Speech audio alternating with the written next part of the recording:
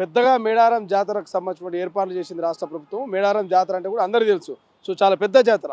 So అటువంటి మేడారం జాతర మీద ఏమైనా కామెంట్ చేస్తారా? కవిత కానీ, ప్రతిపక్షం కానీ, పాడి కౌశిక్ రెడ్డి లాంటి వాళ్ళు కూడా కొన్ని కామెంట్ చేస్తున్నారు. ఏర్పాట్లు బాగాలేవు, ఇక్కడ వస్తున్నటువంటి వారిని ప్రతిపక్ష నాయకులకు గౌరవం లేదంటూ పోలీసు వారి మీద కూడా దురుసుగా మాట్లాడుతున్నారు. సో ఏమైనా మాట్లాడతారా దీని మీద? ఇప్పుడు పాడి కౌశిక్ రెడ్డి ముఖము అంత పాడైపోయి ఉంది.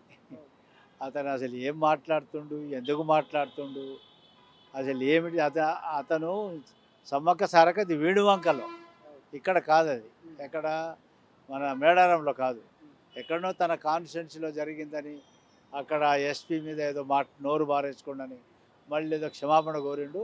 అదే ఇంకోసారి ఒక ఎలక్టెడ్ ప్రతినిధి అతను ఈ విధంగా నోరు జారవద్దని నేను అతనికి సలహా ఇస్తున్నాను. మేడారం జాతర గురించి ఎవరైనా కామెంట్ చేస్తారా?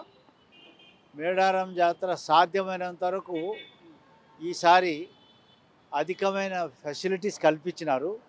కొంత రష్ ఎక్కువ కావడం వల్ల, భక్తులు ఎక్కువ కావడం వల్ల అక్కడక్కడ ఏదైనా జరిగి ఉండొచ్చు, కానీ ఓవరాల్గా చాలా మంచిగానే జరిగింది. నేను అక్కడ ఆ మంత్రి, ఇన్ఛార్జ్ మంత్రి కానీ, లేక అక్కడ లోకల్ ఎమ్మెల్యే మంత్రి కానీ, మరి దేవాదాయ శాఖ మంత్రి కానీ, వారు రేయి వాళ్ళు కష్టపడ్డారు. దాదాపుగా సాఫీగా నడిపించే ప్రయత్నం మాత్రం చేసినారు. సో ఇది మొత్తం మీద మా మాజీ ఎంపీ రవీంద్ర నాయక్ చెప్తున్నటువంటి పరిస్థితి. కెమెరా పర్సన్ అజయ్తో శ్రీశైలం, తొలి వెలుగు, హైదరాబాద్, గన్ పార్క్. అసలైన తొలి వెలుగు. ఫాలో వాట్సాప్ @తొలి వెలుగు official.